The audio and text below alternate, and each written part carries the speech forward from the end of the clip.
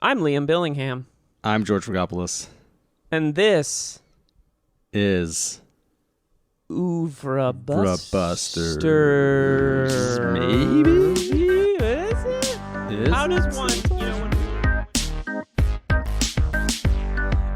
I miss those cabinets. I used to have cabinets like that. You don't miss these shitty No, cabinets. you Come on. miss those cabinets. You're a fool. Yeah, Well, my you miss cabinet. you miss what they Look, represent. I'm sure your cabinets in Burbank are much better than ours here in Brooklyn until the fire comes for them. Well, the thing about mine is they have a 2-picture deal at Warner for Yeah. HBO Max. They're doing really well for themselves. My cabinet. At least they're not working for Quibi. Well, all right, here we are. This was our so just to provide some context for everybody listening when this comes out. This is our third attempt for recording. It's going well so far. I really wish we should make a short audio documentary about the last 45 minutes of our lives trying to figure this out. I wonder if I have the material. We're here with AS Hamrah. How are you, sir? I'm good, thank you. Thank you for having me on to talk about a Kurosawa film. Absolutely, and thanks for your patience while the American infrastructure has been collapsing. It I continues guess to crumble, it's yeah. been going on for more than 45 minutes. I feel like it sort of predates that. And we're here to talk about the film The Idiot from 1951. Before we do, Scott, let's introduce A.S. Hamrah. So, A.S. Hamrah was N+1's film critic from 2008 to 2019 and was the editor of the magazine's Film Review Supplement. He has worked as a movie theater projectionist, a semiotic brand analyst, a political pollster, a football cinematographer, a zine writer, and for the film director Raul Ruiz. He lives in New York. Before we jump in, where did you work as a football cinematographer?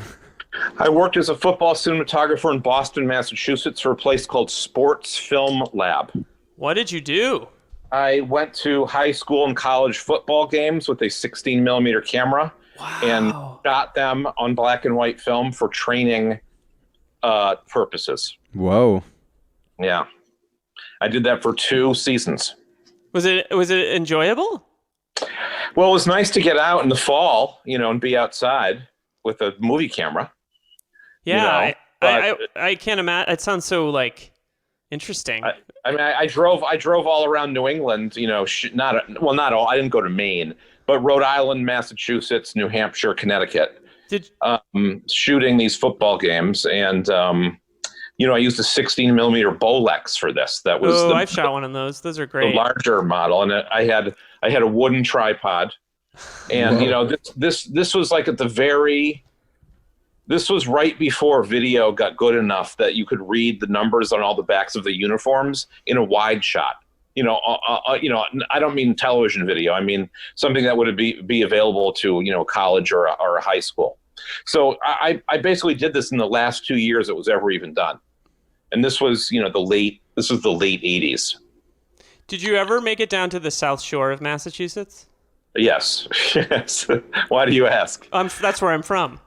Oh, really? What town are you from? Duxbury. Are you from Duxbury? Yeah. Well, I have friends in Hull and in Scituate now. Even. Ah, okay. Yeah. Yeah. It was a big football town. I didn't play football. I was not allowed to, which thank you to my parents for that. Liam, I could hear the nostalgia in your voice. From my hometown. Your hometown. It's a nice beach town. Yeah, it's fall now, so it's fall in New England, and football season should be starting, but it probably really isn't starting because of COVID. I don't think so. I feel like in it seems like Massachusetts has, COVID, but it seems like they've really flattened the curve in the short term. Yeah. But it seems like they're being, I don't know. We'll see what happens. But yeah, Duxbury, Massachusetts. I haven't been there in a while, but that's where I'm from. Wow. That's all there is to say about Duxbury, Massachusetts. It's beautiful in the fall. Check it out, people. We are It is beautiful. Yes, it's really, really nice. As Scott pointed out, we are talking about a Kurosawa film, The Idiot, released in 1951. George, do you want to give us a quick plot summary of The Idiot? Liam, as usual, I would love to give you a quick plot summary of The Idiot. Even though in a film like this, a plot summary doesn't really kind of make any much sense. But anyway, here it goes. So The Idiot, an adaptation of Dostoevsky's 1869 novel of the same name, tells the story of Kamada, a traumatized and spiritually pure World War II veteran who meets Akama, a man who is in love with Teiko, And Akama is returning home to reclaim an inheritance. Teiko is the mistress of a man named Tohada, but Tohada is also attempting to marry off Teiko to a man by the name of Kayama in order to avoid the social disgrace of his treatment of the young woman. Teiko rejects marriage and eventually comes to a kind of realization that it is only Kamada, the idiot, who kind of sees her as she truly is in a sort of kind of pure and innocent sort of way. Eventually, Kamada becomes romantically involved with a woman by the name of Ayoko, and Teiko goes to live with Akama, who mistreats her like most of the men in her life do. Eventually, Teiko forces Kamada to choose either her or Ayeko, and he has to admit that he loves her, or at the very least that he can't marry Ayeko or be in love with her. And then finally, in a fit of rage, Akama kills Teiko, and the film ends with the two men kind of losing their minds because of their grief. The end. Although, of course, again, the plot summary doesn't really say much about the kind of, like the majesty of this excellent film. It's one of those movies that is weirdly simple in terms of story, but in some ways, but goes far beyond that. Well, the story is it's a very melodramatic story, and Kurosawa's film, emphasizes that more than the novel does. So the story is very interesting in the film in that it downplays the role of the character who's known as the idiot in favor of Teiko Nasu, the Setsuko Hara part. Yeah. Which is who's called Nastasia Filipovna in the novel. Right. So if the film, as you guys know, is originally supposed to be 100 minutes longer than it is. It's already a long film. It's 2 hours and 45 minutes long, and it followed the novel more closely, and it was supposed to be shown in 2 parts when it came out. But the studio, which is Shoshiko, the studio of Ozu, famously, was not happy with Kurosawa's work and cut 100 minutes out of the film and made it into the film we see today. And they did not preserve the material that they excised. So it's one of those stories like The Magnificent Ambersons or Greed, von Stroheim's Greed, in which the film was supposed to be longer and different, but the studio interfered and cut out a lot of the material and destroyed it.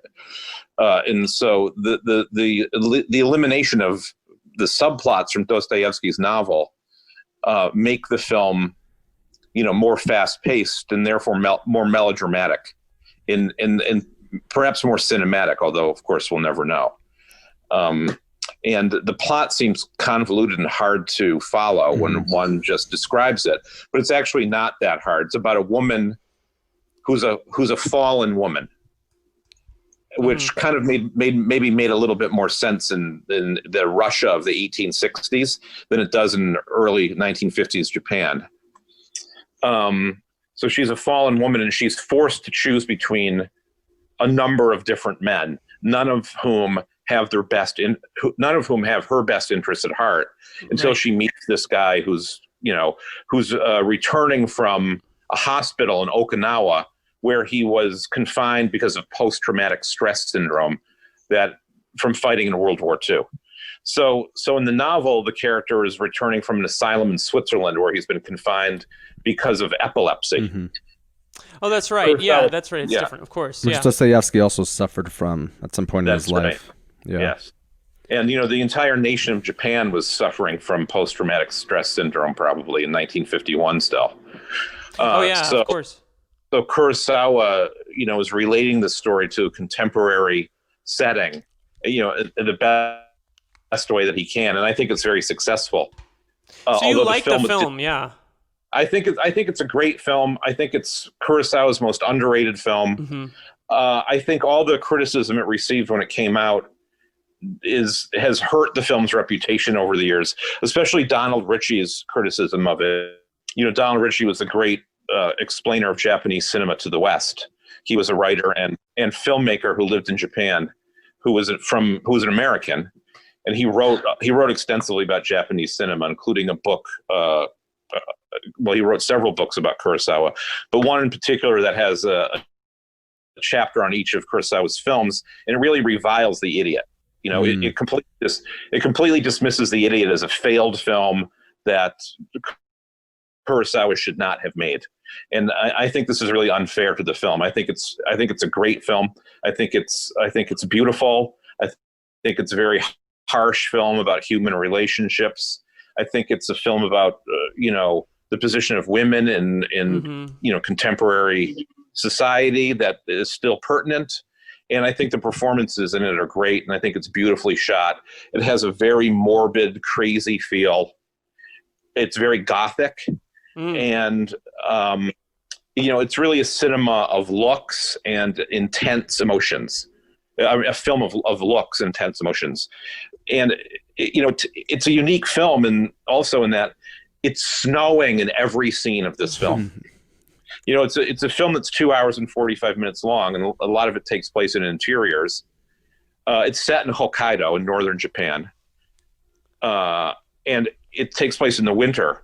And there's snow falling in almost every scene. There's huge piles of snow on the ground. There are blizzards in the film, and there's an ice carnival in the film too. So it's really a film of winter time. It's very wintry, and about its emotions are of the winter. Yeah. And that's not really part of the novel. That's something that Kurosawa added to it. And because he decided to set it in a Hokkaido, I guess because Hokkaido is closer to Russia than Tokyo, according to Donald Ritchie, in Hokkaido, people sit at tables and chairs Western style. And it's more westernized because of its proximity to Russia. This is what Ritchie claims. I don't know anything about this personally. Yeah. And in fact, in the film, we see them, their interiors of their homes and other places they go are very westernized. And Kurosawa makes them kind of look like, everything has a kind of Dracula setting in this film. Yeah. And Setsuko Hara has she is very vampish, in like a Weimar sense or a silent movie sense. Or her character seems to be somewhat based on Maria Casarez's performances in Cocteau and Bresson films. So she's kind of like, the woman in Orpheus or in Les Dames de Bois de Boulogne. She's dressed in black all the time. She wears black fur. Yes, She has a black beret. She wears a black cape. She's a kind of mourning character and very gothic character that's kind of like an apparition in a way. Like she doesn't really exist. She's just this nexus of all the desires of all these men who are constantly telling her what to do that she's rebelling against. Well, it's funny too, because I feel like the titular idiot also plays that kind of same role in the sense that he's like this negative, he's like a presence, but he's also so much of an absence in the film. Like he's so, in so many ways, like amazingly passive. Yes. Well, that's true. He becomes this like really interesting kind of nexus through which so many of the other characters' desires and motivations are kind of channeled in and through. And I just found it really fascinating, the kind of, again, the negative, but like the negative presence that he has in the film. He is kind of the character through whose eyes we see everything in the film. I think Mishkin, I mean, I haven't read the novel. I've only read like the first like 30 or 40, 50 pages. And Scott, it sounds like you have read the novel. But I remember reading an introduction where I think somebody makes that same kind of claim about Prince Mishkin in the original, where he's like a very passive character that obviously he's central to the story and everything that unfolds, but he's so much more of an observer than so many of other Dostoevsky's protagonists. He exists for the characters to all tell him their feelings all the time. Mm-hmm. It's kind of like in The Heart. It's kind of like in The Heart is a Lonely Hunter, the Carson McCullers novel. And he's Dostoevsky presents him as a saintly figure whose understanding of the human soul is beyond that of the other characters and represents a kind of Christian idea of love. And in The Idiot, the Kurosawa film, Hakuchi, pardon my Japanese pronunciation, he is not that as much. He's someone who's kind of set apart from everyone because of his illness, which isn't really quite fully explained in the film. And he's seen as a holy fool and someone beneath all the other characters. Mm-hmm. But his Kurosawa positions him a little bit differently than Dostoevsky does. It's not clear why there's so much of the film we'll never see because right, exactly, yeah. No, it doesn't really mar. I mean, I want to emphasize to anyone listening that it doesn't mar the experience of watching the film as it stands now at all. But there is something mysterious about this character, and he's portrayed as this kind of innocent person. And Mifune as his rival is almost like a gangster. Mm-hmm. And, he's a very extreme, disreputable person. And when he's put together with Setsuko Hara in this very uncharacteristic role that she's playing, they're a very badass couple. There's something ominous and threatening about the two of them together that sets them apart from everyone else in the world of the film. And this is something that the idiot character is observing with a certain amount of confusion and jealousy. Mm-hmm. And there's that one scene in the film where Setsuko Hara's character has that long monologue, and Mifune is this is late in the film, and Mifune is just observing as she talks, and the idiot character is listening too. And the wind is howling outside, and the stove is flaming in the place where Mifune lives, and it's very intense and gothic. But Mifune is kind of dressed like Elvis in this scene. He's wearing a very ornate robe, like a dressing gown style robe. Yeah. That's brocaded and has a lot of detail, and you can't really tell what all the detail is, but it's very kind of a flamboyant look. And all of a sudden he's standing there. He looks like Elvis, who's somehow all of a sudden been recast in an Ibsen play.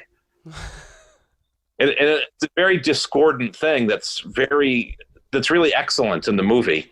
But you can kind of see how this might have been confusing to people in 1951. Well, I was just going to say, I also feel like I was really blown away by this movie, and I think there's as much to talk about around the watching of the movie as there is to talk about the movie itself. But one of the things that I feel is really interesting to highlight the fact that 100 minutes were cut from this movie is, I don't know if you guys felt this way watching it, but particularly for the first time, you spend the first 20 to 30 minutes in my mind being very disjointed in terms of how you understand the movie. Like, I feel as though I didn't rewatch things, but I definitely spent a lot of time being like, wait, who is that character and what's their relationship to XYZ? And it felt like, to me, the film didn't really get going until Setsuko Hara's first appearance at Kayama's house, and at that moment the entire movie just locked in. Her presence in this movie alleviates a lot of the confusion because she's so in command of the screen the whole time, and it does feel like a very atypical performance. The beginning of the film involves some narration and some texts that are put up on the screen. Right. It's kind of like the beginning of In the Mood for Love. When there are texts and some narration on the screen. And it is very disjointed and cut kind of quickly.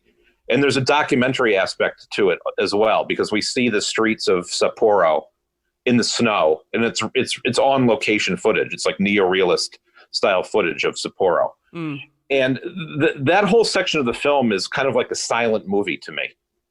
Or it's like a version of a silent movie that you would see today, like a Guy Madden movie. Mm-hmm. And what happens in that part of the film, this is like the first half hour of the film. Everyone talks about Setsuko Hara's character and what a bad fallen woman she is and how she has to be married off and she has all these problems. So when she appears, it's like when Orson Welles first appears in The Third Man. It's somebody you've been hearing about. Yes. We've been hearing about her for this length of time, which is, significant amount of time in a film. Not as much as in The Third Man. But all of a sudden she shows up at the door in this very dramatic shot, and it's Setsuko Hara, who many people will recognize from Ozu films. And she looks completely different than she looks usually. So, we've been conditioned to expect her to be a certain way. And she shows up and she fulfills those expectations more than you would assume that she would even do. And it's very dramatic when that happens. And it also is in the book too, when that happens in the book, because the idiot character knows who she is, but she doesn't know that he has ever seen. He's seen a portrait of her in the in both the novel and the movie. So he knows what she looks like. So when he enters the door, he knows who she is, but she doesn't know that he knows who she is. So it's very dramatic when this happens in the film, and it's done with a certain amount of subtlety, without losing the force that it has. Yeah, it's because the last film that I watched with her, and it was No Regrets for Our Youth, which is obviously a very, very different and maybe more in line with the way we've seen her in Ozu films as well. And it's just it's a very, very different kind of, more, like you said, there's sort of a mean-spirited quality to her at times in this film, and she's, especially with Mifune, she's a little bit of a bully, but she's so alluring. She's a very cynical character, and she positions herself outside of society. Because in her backstory, she was the daughter of a noble family that somehow lost all their money, and she was essentially sold to a rich man when she was 14 years old, and became his mistress. And now he is trying to sell her off to someone else because it's bad for his reputation to have this woman trailing him around who is his underage mistress, but who also now hates him. So, he's bribing people to take her off his hands in the film. So she's already someone who does not have a positive attitude towards society in this movie. Whereas in No Regrets for Our Youth, she's having an affair with someone. Mm-hmm. But, we've seen her as a student in that movie that takes place over several years. And, we know that she's a good person, just like she is in an Ozu film, even though she's doing something wrong. But in this film, it's very different. She represents a kind of goodness, I feel like, in a lot of films that she does. Yes. Well, she was called the Eternal Virgin, or the woman of Japanese cinema. And this character and this part is the opposite of that. And, in reading about Setsuko Hara, one reads that she was unhappy, always playing the same kind of person that she played in Ozu films. And, if you look at her career, she started acting very young at the beginning of the sound era. She was she was playing more different types of parts before she kind of got typecast by Ozu. And this part in The Idiot is it's almost like a rebellion against the other characters that she plays. And, Donald Ritchie in his book says that she's just miscast in this, and it was a mistake to put her in this film. And I don't think that's true at all. I think it's like seeing her in this film is like when Dorothy Malone takes off her glasses in The Big Sleep in the bookstore. It's like through so little effort, she becomes like another person. Yeah, that's a really distinct moment. I mean, it's funny you mentioned The Big Sleep, because I haven't thought about that film in a while, but that moment is so crystal clear. I haven't seen that film probably in a decade, and that moment is like so clearly lives on in my brain. It has that kind of power to it where you go, oh, that's a completely different person. Yes. So, she really carries this film, even though she's not in a large part of it, The end of the film, the last... She's not in this. I mean, I don't know how much you guys spoil the plots of the films when you do these. Oh, yeah. Feel free to talk about it. Yeah. She in the last 15 minutes or so of the film, she is dead. But the characters are still talking about her, and there's some very strange dialogue, of course, in translation in the subtitles, about her after she has been murdered by the Mifune character. She, they talk about her. Mifune saying, yes, she has a beautiful body. Take a look in the morning. He's encouraging the idiot character to go look at her corpse, but not right now, later. They're in Mifune's house, and it's snowing outside and it's dark. And they only have candlelight. And the candles are all on glasses that are upside down. And the idiot character answers that he wants to look at her, but he's worried that she may start to smell. Mm-hmm. This is very strange. It's really strange. It's like a Poe, but more extreme than that. And she's not in the film anymore at this point. She's only she's in the largest section of the film, but she's absent at the beginning and the end, even though she's talked about she's the thing that is most discussed, in the first half hour and the last 15 minutes of the film. It's about her, and it's about, essentially these men have killed her. She's been literally murdered by someone who's kind of her husband, which is Mifune, and this other person who's in love with her. They just sit around talking to her. No one actually ever helped her in this movie. Yeah, it's one of the things that there was a lot that sort of was a revelation to me watching this for the first time. I think I'm so curious what the other 100 minutes that have been excised are, because one of the things that I love about the film, in addition to having it, having the reading of the film being like about men destroying this woman that they quote unquote love or think is special, I think is really, really interesting. But also just the fact that, I don't know what your guys, depending the past, having been in quarantine for half a year now, I feel like I've been watching a lot of whatever you talk about this, Scott, a little bit in some of your pieces, like whatever the new thing is, whatever the new kind of, Palm Springs as an example, as an extreme example.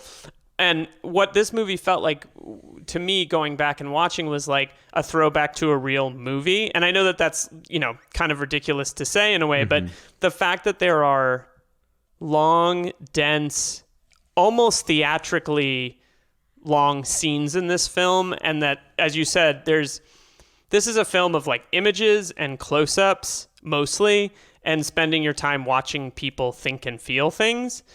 It's just such a like kind of, it feels different to me than any other Kurosawa movie, and I wonder if it's because of his reverence for the text. But it feels like a very interior, maybe closer to like Scandal or some of the earlier films, or Quiet Duel comes to mind. But I was sort of blown away by the portrayal of a woman in her situation, mixed with the fact that it felt like, to be very sort of bland about it, it felt a little bit like a slow cinema kind of film, watching it at home and watching these things evolve over time. And I don't love that term, but I felt a little bit like, oh, I can see some of like contemporary filmmakers that make these longer, more shot interiority, watching people think and make decision films, like Nuri Bilge Ceylan or something like that. I saw some of that and some interiority in this film that I don't think I've seen as much in Kurosawa, especially the films that come after this. Well, the film is unique in Kurosawa's filmography, in addition to being probably his least seen film and his most reviled film, or his only reviled film in a way. It's neither a crime film nor a samurai film. So although he did make films that are not those things, like The Lower Depths, and that's also an adaptation from Russian literature, he is not known for this kind of film. Right. I didn't find it. The film is very intense, so it's not. It doesn't have the. To me, it didn't have the slowness of slow cinema film, as you mentioned, because the emotions are so heightened. It's more it's more melodramatic than that, I think. And it's more. It has a real drive. It's more relentless. And the winter setting and the snow really emphasize that. And there's a lot of walking and talking in the film. That's very intense too, because the emotions of the characters are so heightened, and they're always walking through these huge snow drifts in the snow. So it is a unique film in his filmography. And if you didn't tell someone it was a Kurosawa film before they watched it, they might not know that it was one. Yeah, I definitely agree. I feel like it doesn't feel in line with what our preconceptions about his movies are. And we're watching something different. And yeah, I do think it definitely has an intensity that isn't present in those other films, but I feel like the way it dwells on faces and the time it takes he really lets the way that people feel and think play out. And I think that obviously adds a great deal of intensity and tension to the movie, because you're waiting for people to do things and to behave and to react. And I wonder what you guys think of it as an adaptation of a novel that obviously has a great deal of Dostoevsky being someone that really chronicled the way people think and ideas in their heads and stuff. I'm wondering do you guys feel that plays well cinematically? Well, I've read the novel, and I've been rereading the novel to talk about the film. And what's interesting to me is how it's not like the novel. So I mentioned it's like a silent film. It's like a Fritz Lang silent film in a way, or it's like Cocteau or Bresson I mentioned. Yes. But it's also like it really feels like a film of its time, because it also has things in common with Ingmar Bergman and Elia Kazan. It's very dramatic. It's about the people in a way that action films are not. And it does kind of participate in that 50s cinema that was emerging around that time, that was more dramatic and more theatricalized. That's represented by Bergman and Kazan and Fellini. And Kurosawa, I think, in people's minds represents that too. But they normally apply that to a more epic kind of scale, like a movie like Throne of Blood. And this film is like Throne of Blood in that it has this kind of gothic quality, and it's based on great literature too. But if you talk about Throne of Blood, I don't really think about Shakespeare when I'm thinking about Throne of Blood. Even though it's based on Shakespeare. Yeah. It's interesting just to get to that, and then George, I'd like to hear your thoughts. But I feel like Kurosawa's jumping a little bit ahead. Kurosawa's adaptations feel like way more depressing and dark than his sort of original films. Like, we jumped ahead and did an episode on Ron recently, and how, that movie is one of the bleakest films ever made. Bleak, obviously, it's based on bleak source material, but this movie's pretty bleak too. And I don't feel that same heaviness in some of his original works that I feel in some of his adaptations. In many respects, yes, this film does seem to be a little bit atypical as far as Kurosawa's work goes, but I can't really speak again to how faithful it is in relation to the novel. And again, I guess it's sort of kind of unfair to think about that question also because there's so much of the original cut that's missing. But I was just interested in the general question of like what it is that attracted Kurosawa to the source material. So in many respects, yeah, it is a very different film because like Scott mentioned, it's not a samurai film, it's not a gangster film. It doesn't have a lot of those kind of genre elements that a lot of Kurosawa films that we've seen so far and will see have. But a lot of the questions, especially like these much larger, broader existential questions regarding loneliness, regarding innocence, regarding what it is that we owe one another as human beings, I feel like those questions obviously exist in the source material, but I think those are the questions also that drew him to it as well. And they become so like watching this film, like there's so many echoes, for example, of Drunken Angel. There were so many echoes thematically, of course, more so than in terms of actual plot. But yeah, Drunken Angel, Rashomon, these questions of like, again, what does it mean to like exist in relationship with one another? What do we make of the limits of human behavior when it comes to like murder or rape, whatever horrible crime it is that we commit against other people. So I think like those kind of general thematic questions to me are what made me think like, oh, this is very much like a Kurosawa film. It definitely deals in those questions that many of his films do. But I think that I don't really know this production history that well of this film, but this film in his filmography comes right after Rashomon. Right. So I believe that after Rashomon, he probably could have done whatever he wanted, because of the great international success of that film.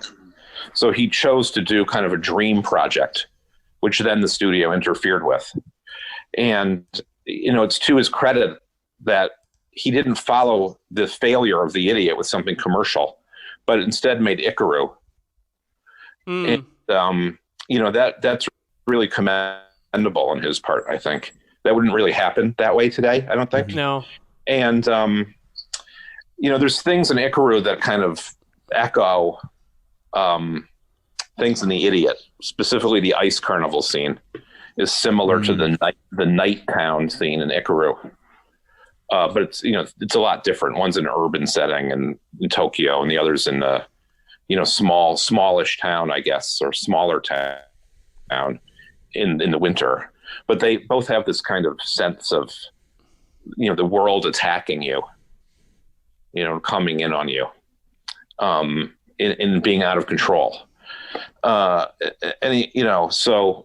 I can't remember what the question was now, but I think it's a really interesting period in Kurosawa's, filmmaking career, where he had kind of emerged from making the earlier films and now could do whatever he wanted, and persisted in doing that despite the failure of this film. Which must have been a terrible thing to happen. You make a film that's supposed to be shown a certain way, and then the studio just cuts 100 minutes out of it and doesn't ask for your input or anything. The way it's detailed in the Emperor and the Wolf, the Stuart Galbraith book, is that he agreed to cut it down to 3 hours. So essentially, he removed 100 minutes, and then the studio removed an additional 14 or 15 minutes. And there's a great story how he said, if you're gonna do it this way, why don't we just cut the movie vertically? Yeah. Like, why don't we just right. Like, he just didn't. He was furious because he planned this film out, and it clearly was the most important project. There's a bunch of great quotes from him about how important Dostoevsky is, about how, he portrayed like an honesty that was hard to look away from. And to see it dashed off like this is really, it must have been absolutely devastating. Well, he is a very Dostoevskian filmmaker in the ways that George was discussing.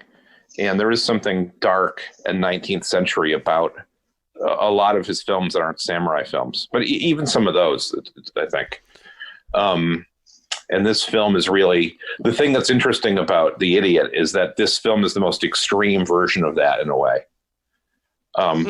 Before Ron, I guess, maybe. Although Ron is a fully realized film that no one messed with. Part of what makes this interesting is that it's what they call a film maudit, right? It's a cursed film. And, its status as a cursed film is part of what makes it so interesting now. Mm-hmm. But it's also what makes a lot of people not want to watch it, because it's not a samurai film. It's not a crime film.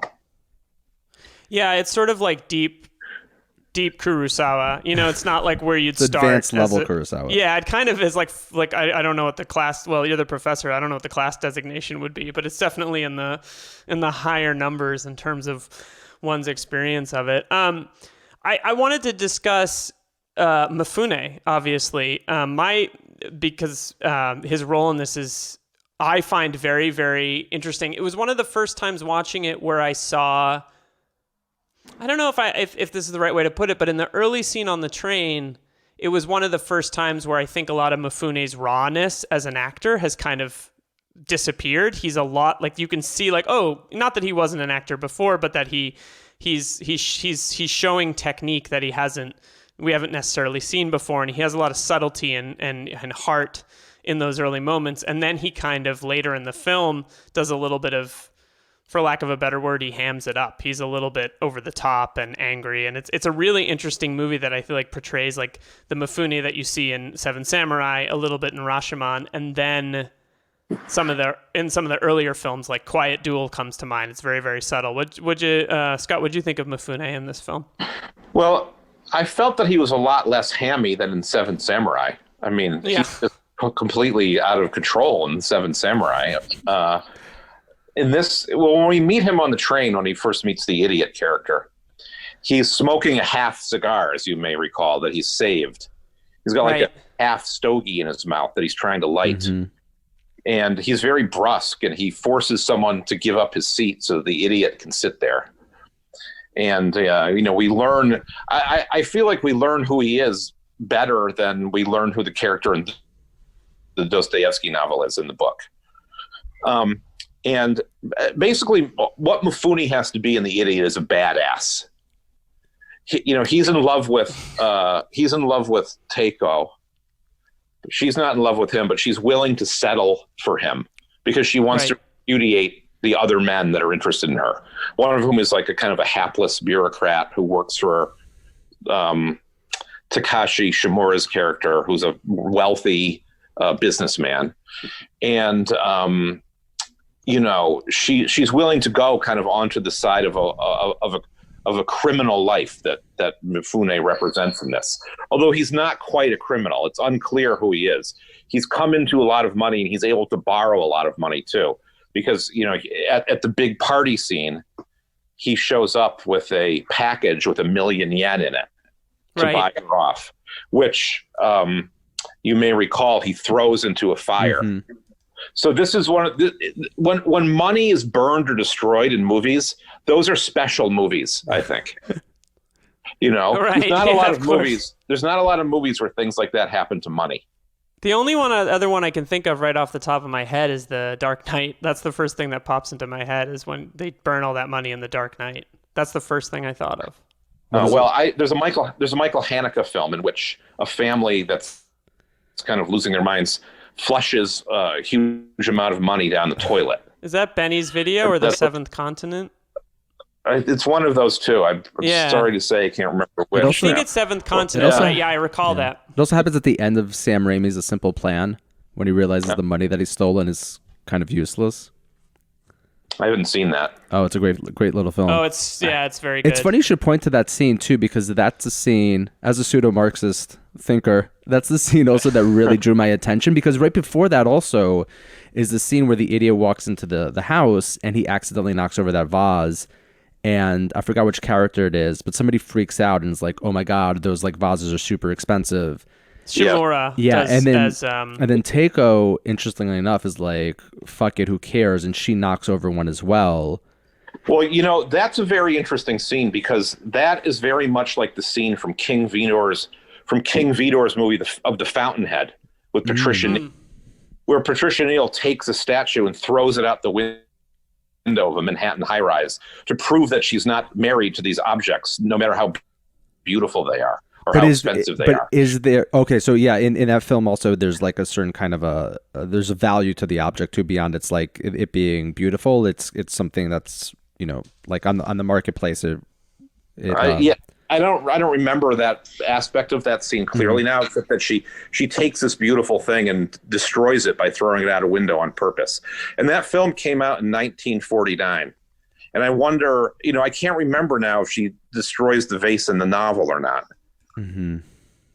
But it's similar to that. She purposely breaks and ruins this very beautiful, valuable thing to prove that those things are important to her. And that's a great scene in the film. That's one of the first things that happens in the party scene. Yeah, it's a great scene. Yeah, and party scenes are great in movies too. If a film has a good party scene, then that's what kind of makes the film. Godfather. Godfather's a great example. Right. Godfather 1 and 2 have this great. There's a lot of movies like Breakfast at Tiffany's is another movie like that. Yeah. But this is a much more serious film than that. But it's still, everything that happens at that party is so fraught. Yeah. And, kind of starts with her breaking that vase on purpose and ends with Mifune throwing the money into the fire. And it's a large bundle of money. It's like, I don't know. It's 1 million yen. Yen. So those are probably large banknotes, And, there's a certain contempt for everything in this scene that is really, really enjoyable, pleasurable. It's interesting, that scene, and particularly the vase that you guys mentioned. Like, for one thing to just note really quickly is that this movie has like an insane cast of Kurosawa regulars and Ozu regulars. The mother from Tokyo Story is one of the main characters in this movie. Yeah. And Minoru Chiaki, who plays Kayama, the kind of the sort subservient guy who can't get the money out of this burning, and he kind of disappears and he comes back. He's in Stray Dog for a minute. I believe he's in Seven Samurai, but he's like pretty wonderful in this movie. Well, he has the most thankless role in the movie because he plays a wimpy, worthless guy who's just trying to marry up, who's trying to pay his way into a better world. Well, that's one of the things that's interesting, is that I was thinking a little bit about, one of the things that as we've been going through these films, is there's a constant kind of refrain in the way that Kurosawa is talked about critically, especially from a Japanese cinema perspective, is that he's the most Western kind of director. He makes the most Western films. Galbraith talks about that a little bit in the book when you mentioned sort of the fact that they're sitting in chairs and it takes place in Hokkaido, and there's something strange about the environment. But I wonder a little bit about the political reading of this movie, because there does seem to be a little bit of contempt for this moneyed class of people who only care about vases, and the idiot is kind of there in some way to shed them of their sort of aspirational desire to move up in terms of their class. Like it feels there's a lot of readings as to who the idiot is, one being that, like, you know, he's there to absorb their pain and their truth, but also I think he makes them realize that, like, the things they value don't really have any value. Is one way I've read it. I don't know how you guys read it, but I feel like there's an inherent political statement about class in this movie. He's constantly upsetting traditional value systems, or at the very least, like, his presence is a threat to those value systems. And also, again, he's been traumatized by the war, which, again, like, you find out very, very early on, and it's kind of quickly forgotten. But, I mean, there's obviously a very, very obvious, like, political reading of the film that you can make about that fact as well. Well, he does have a seizure later in the film in the snow. He has a fit it's unclear. You know, it's an emotional reaction to the situation with the Setsuko Hara character, Teiko, and Mifune. You know, but in the novel, he's kind of more Christ-like than he is in this movie. In order to get him in front of these wealthy people, Dostoevsky kind of has to invent his background. You know, he's related to someone. There's a potential inheritance he might be getting. And in this film, Kurosawa kind of dispenses with that. He is related to the wealthy family, but it's unclear how. And there is kind of an inheritance that he does get, which is in the form of a farm. Right. You know, and, you know, all that's a little murky in this version. So the fact that is, you know, downplayed in the film makes him less of a holy figure that is showing up their materialism in the movie than it does in the book, I think. Although in all honesty, when I saw that scene, and maybe again this is because I was thinking a lot about the Dostoevsky novel, but when I saw the scene with the money and the vase and in the house, and again maybe this is like way too much of a projection, but I was like, oh, this is a kind of transfiguration of like Christ's cleansing of the temple. Like he walks into this, you know, this space, and again, like all of these like moments, all of these symbols of value are quickly overturned. And that's also why I was like, God damn, like I wonder what's in that 100 minutes, because there are so many instances of these echoes of certain kind of questions of like spirituality. Like we didn't discuss, for example, the fact of like Mifune has that thing where he talks about like his mom being very religious and being like praying to the Buddha every day. And then they exchange those talismans or those tokens, those charms that they wear. Charms, yeah. And there's like a really interesting kind of totemic, obviously, power in the exchange of the charms too, which again to me felt like really kind of obviously not Christian, but like saturated with all this kind of like spirituality and these questions of I guess just spirituality. Well, as I recall, Christianity is discussed in the film briefly. Not in the scene with the mother who's very poor and has to give them food from the altar that she's laid out. There's a pagan, to me at least. I'm not an expert on Japanese spirituality or religion or anything at all, but the ice carnival and then the exchange of these charms is very. It's kind of pre-Christian somehow to me, but again, I shouldn't wade into that. But you know, it's like that scene in The Hidden Fortress where they come upon the native people doing that dance. Is that The Hidden Fortress? Yeah, I think it is The Hidden Fortress. Yeah, it's been a while, but I think it is. Yeah. Yeah. You know, that there was an aspect of that in this film too. This kind of primitive religion, you know. But, you know, I'm not sure if that's the right way to put it. The charms seem to protect the idiot from harm, you know. Right. When he exchanges that with Mifune's character. There's another interesting thing about the exchanging of the charm and that relationship, in that it seems like all of the men in this movie are driven crazy by the Setsuko Hara's character. Like she's, like they're in love. They're so in love with her that it hurts them. And Mifune's never happy. And unless he can possess her. And Kayama's only marrying her for, these reasons related to class. Whereas when Mifune is with the idiot, with Kamida, he seems actually kind of happy.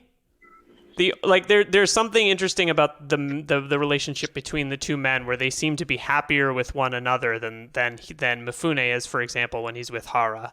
And I thought that was really interesting. I don't know if you guys had any thought in it. I feel like the contemporary way to think about it is that there's like a bromance going on, and it's kind of it's a really interesting reading of the movie, especially when you present the idea that like she's being tortured by these men on all sides, and these men seem to just be happy when they're with one another, whether it's the patriarchal men sitting around and drinking, or if it's the younger men trading charms and sort of enjoying each other's company. Mifune does take the idiot to meet his mother. Mm-hmm. Right. Not something he does with Setsuko Hara's character, but who presumably has met his mother. But that's neither here nor there.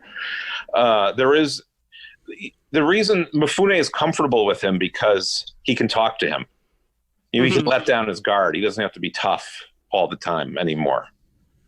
And so again, this is like in the novel, the characters can talk to the idiot in ways they can't speak to other people. They can say who they really are to him. And in the movie version, the only characters left doing that are the Mifune character and the Setsuko Hara character. And also the character that's based on Aglaya in the novel, who is also really great in the film. Is it Ayako? That's Ayako, yeah. And the actress that plays Ayako is great. Yoshiko Kuga. She's phenomenal. She's so good in this movie. Yeah. And so the performances of both the women in this film are great, and when Yoshiko Kuga, she's really the only character that kind of develops across the film. Right. She's very suspicious at the beginning, but by the end, she's been totally convinced by the idiot character that he's kind of the best person. She's also so interestingly conflicted. There's like a great, if you were to take the sort of the shots from each one, there's a sequence where she criticizes him for this, she criticizes him for that, and then in this final exchange between the two of them, she's like, "Am I too hard on you?" And it's like one of the legitimately funny moments in the film.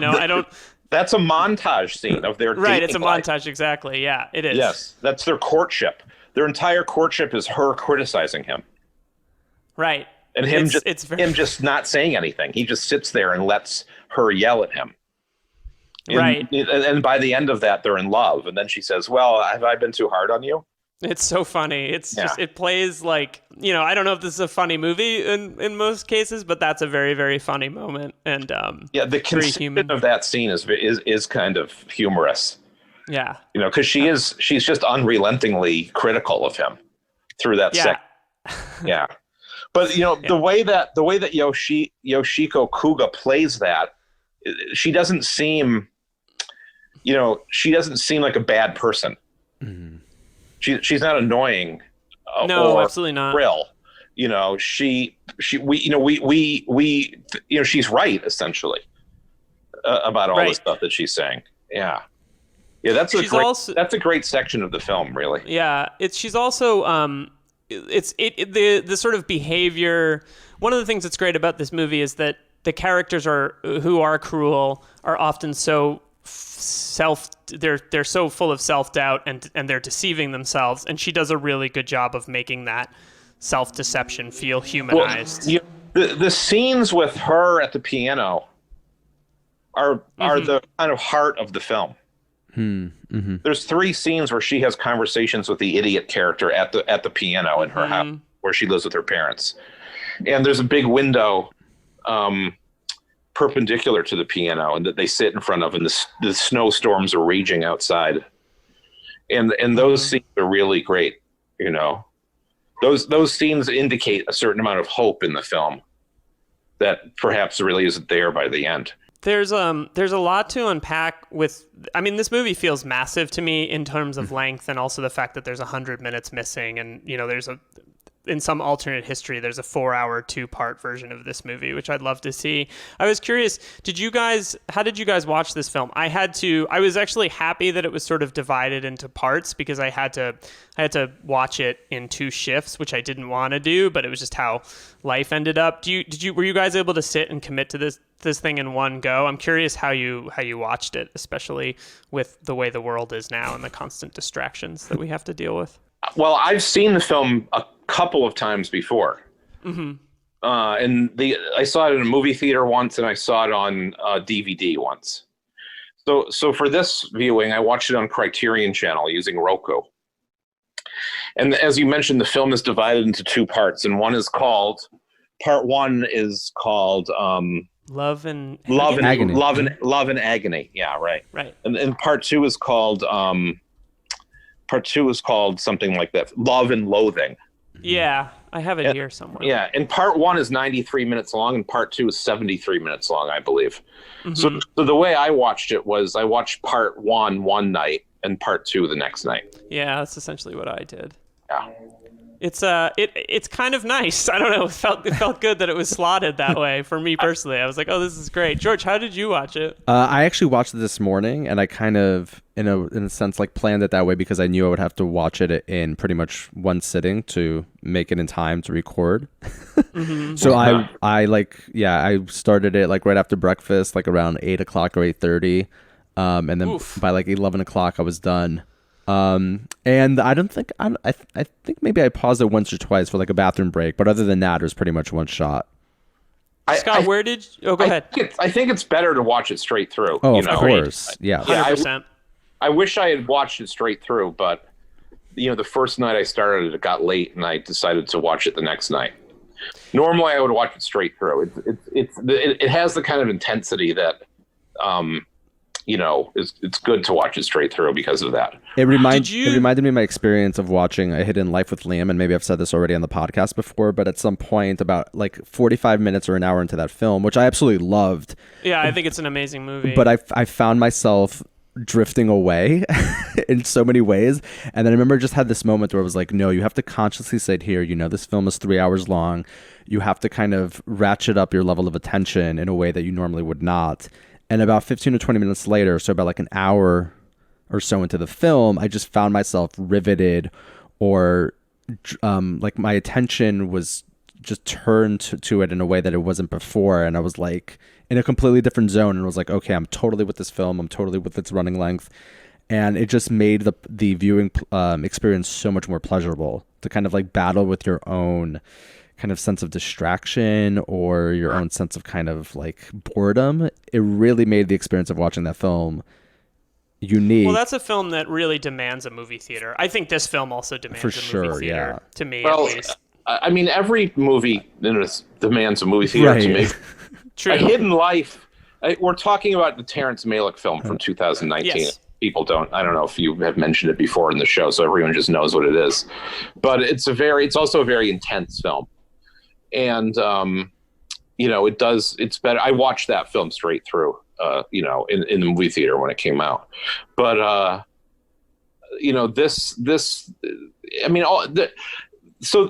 drifting away from a movie is part of seeing a movie. Mm-hmm. That's fine to do that. There's some scenes in The Idiot where, it is, you just go away from it, That, to me, that's just part of things. And especially in a film that has so many snow drifts in it, they're disappearing in the snow, and there's that scene where there's kind of like a little mini avalanche on the top of the house.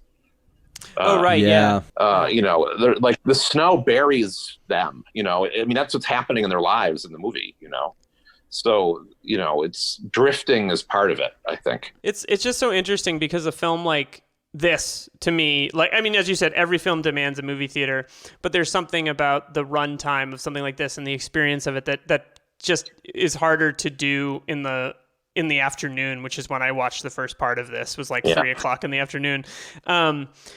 But one thing that I've like with A Hidden Life is it's now available on HBO Max or HBO in general. And I've been saying like, oh, you've got to watch this film, but you also need to like put your phone in a drawer and like, just be really committed to it and turn off all the lights, because it's just it's not a movie that you can't half watch. I mean, you can't half watch any film, but that film in particular. I mean, television is made for you not to pay attention to it. Episodic television is made for you to not pay attention to it. Even if some show that you love, that's just what it's for. Everything that happens on TV is too slow to me. I watched part of the plot against America, I couldn't believe how dull it was. Things that in a movie would take 15 seconds take 4 minutes in these quality dramas. It just goes on and they say the same things over and over again. It's not cinema. There's no movement. There's no concision. It's not concise. And movies, good movies are not operating like that at all. They're much more thought through. And, the filmmakers know they're dealing with a limited amount of time in a different way than people that make episodic television do. Not being able to go to movie theaters really is an exercise. It's an exercise in frustration in some ways, but it also really shows you the difference between television and the movies. So I tried to watch, I did watch it all in one sitting, the Tsai Ming Liang film, Stray Dog. But, watching that movie at home by yourself is it's just such an exercise in existential despair, because nothing happens in this movie, and some of the shots are 10 minutes long. I don't know how long they are, and someone is just standing there looking off. It's also a very intense movie, but watching it by yourself at home, you really start to ask yourself, what am I doing? What am I doing? Exactly. What am I doing? Why am I doing this? Right. 100%. What is going on? What has brought me to this moment where I'm sitting on my couch by myself watching Stray Dog? Well, it's interesting because I watched, like I was saying before, on recording attempt number 2, I watched The Devil All the Time last night, and I thought it was pretty good. Beautiful movie, well filmed. But the best thing about it is that Antonio Campos, I don't know if he made this decision, but he made a movie instead of, it could be a 10-episode Netflix show. And the fact that it's a 2-hour, 15-minute movie makes it so much more, I just think it's a better experience, because there could be a TV show where every character gets an episode, because there's a lot of characters in the film. And I just was sort of relieved that I had an experience that only took one night. That was like new viewing, as opposed to 10 episodes of whatever, the plot against America. I don't know if I need 10 episodes of this. It was kind of a breath of fresh air to watch a new movie that felt like a movie, as opposed to I also saw that movie, and to me it was like an acting exercise. That movie was like an acting exercise in how British actors can try to subtly portray Americans they think are trashy. Yeah, and agreed. I'm also glad that it wasn't any longer than it was. Scott, can you quickly say also, because I think it was in attempt number 2 or 25 or 30, I forget which one it was now, that you had this really interesting rating of the accents, or about like how English actors are used in American films, and how this might be a kind of form of cultural imperialism. Well, I've written about this a few times, and it's starting to be something that I harp on too much. So I'll try to be succinct. In the UK and in Australia and Canada, in New Zealand, people do not have to kill themselves and go into debt for the rest of their lives to learn their professions. So people that study acting in those countries have an advantage over Americans. They don't have to try to be stars right away. And, to me, this is a form of imperialism that is now invading the Hollywood cinema. British actors have always been the best actors in the world, but traditionally they have played, villains in American films, or Nazis, or, the evil emperor in Star Wars or something. And now they seem to specialize in racist Southerners. Mm-hmm. In the classic Hollywood cinema, actors played their own voice, even if they were playing foreign characters, or they were playing Americans, but they weren't Americans. Cary Grant and Errol Flynn play Americans, but they don't try to sound American. I mean, there's probably been 2 actors that I could not tell were not Americans playing Americans in the last 10 years. Right. So it becomes a frustrating aspect of the cinema. Right. I do want to say, though, that I love British actors. I don't have anything against them as human beings, and they're great at what they do. Well, I think we all recommend The Idiot. I think we're all fans of the movie, and we recommend you should see it. So, before we wrap up, Scott, we'd love to chat a little bit about your book and maybe your latest piece for The Baffler. My book is called The Earth Dies Streaming, yes, which is appropriate these days, as a lot of people have mentioned to me. And, of course, we all streamed The Idiot probably to see it. We did. And it collects my writing from 2002 to 2018 when it came out. It came out at the end of 2018. You can buy it directly from N+1 online or on Amazon or in a bookstore. Maybe you can get it in a bookstore online too. And now I'm the film critic for the Baffler magazine. And, normally I review just all new movies, and my column comes out 6 times a year, the Baffler. But I got tired of trying to see new movies at home this summer. So for my new column, which I wrote this summer in July and August, I wrote a column about I wrote a column about the 35 best films of the year 2000. Mm-hmm. So, I was asked by another magazine to write an anniversary piece about 2 films from 2000, which that's coming out in October. I won't say what those are. Okay. But that will be in Essence magazine, SSENSE, the Canadian publication. But so for the Baffler piece, I wrote about the 35 best films of the year 2000. So you can read that online or buy the magazine and subscribe to it. We'll include links to that. Yeah. We'll include links to all of this in the notes. I just wanted to say that your book was given to me actually by a guest on the show about a year or 2 ago, and it's really great. I highly recommend. Who gave it to you? Who gave it to you? May I ask? I have a friend named Michael Carroll who he was on our show last year talking. He's a big film guy, and he came into my office. We worked together, and he was like, "Hey, I had a gift certificate to, I think it was Unnameable Books," and he was like, "And I bought you this book because I've been reading it for a year, and I love it." Oh wow, that's great.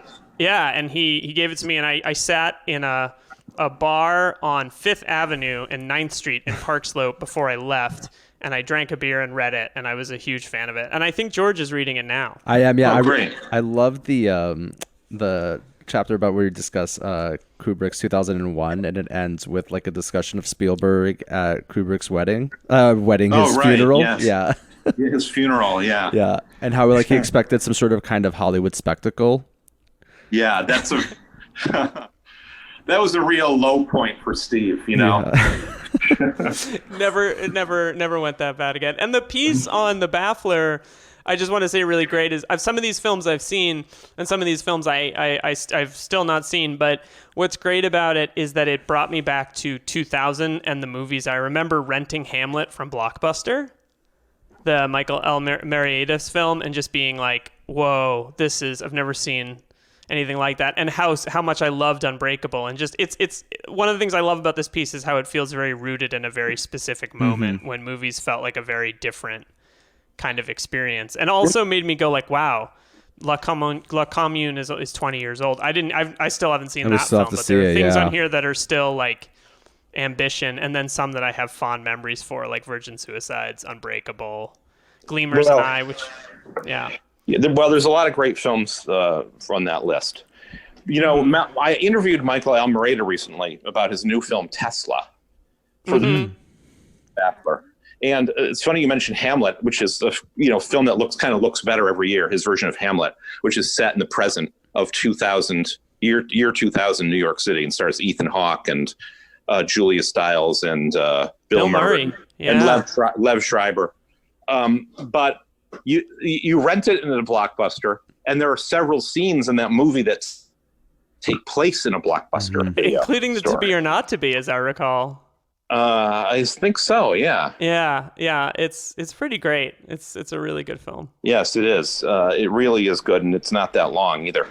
No, I think it's under 2 hours. He really cut down the screenplay from the play to make that film in a way that's very effective.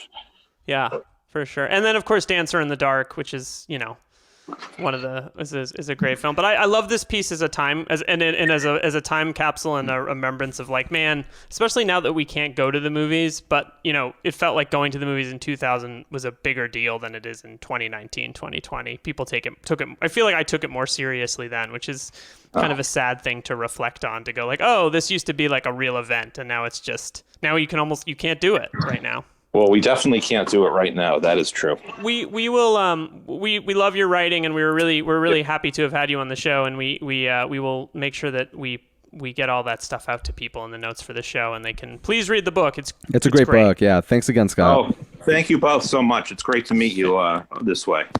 Yeah, fantastic. Okay. All right. Well, and we the will Idiot, go see The Idiot. Yes, please see The Idiot. It's on the Criterion Channel. I don't know if it's available other places, but see it in the movie theater if you can. Yeah. All right. Thanks. All right. Thanks a lot, Scott. Bye, Scott. Thanks again. Right. Take care. Thank you to Scott for joining us. Yeah, his book, The Earth Dies Streaming, is available from N+1 site. Don't buy it from Amazon. Don't buy it from Amazon. I actually bought it from N+1. It came in a week's time.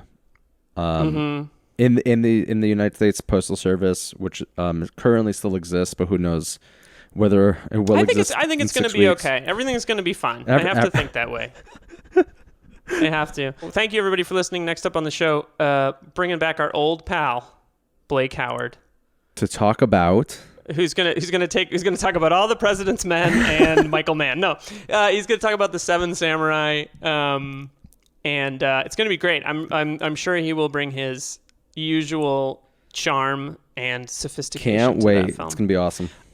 Please rate, review, subscribe to the show. If you love us so much that you want to part with your well-earned dollars, which in 2020 is a real challenge, patreon.com/Uberbusters. We just did an episode. By the time this comes out, well, definitely our Dirty Dozen episode is already available, and George, we have to figure out what our October Patreon's going to be. Well, I guess we knew. We knew, yeah. But there will also be, by the time this comes out, of course, another wonderful, brilliant essay by me with so many wonderful observations. Yeah, what's it going to be about? So you know what? I was going to write about, so we were going to do an episode on Ben Affleck. And I saw the Sum of All Fears, and I started writing a piece on the Sum of All Fears. And I might save that actually for later. Save it. Yeah, but I'm like, then after seeing The Idiot, I was like, oh no, I really want to write about this. So I think I'm going to be writing about The Idiot. Fantastic. And that's okay. Fantastic. That sounds good. Yeah. Please rate, review, and subscribe. I was Liam Billingham. I was George Frigopoulos. And this was Uberbusters. Peace, y'all. Bye.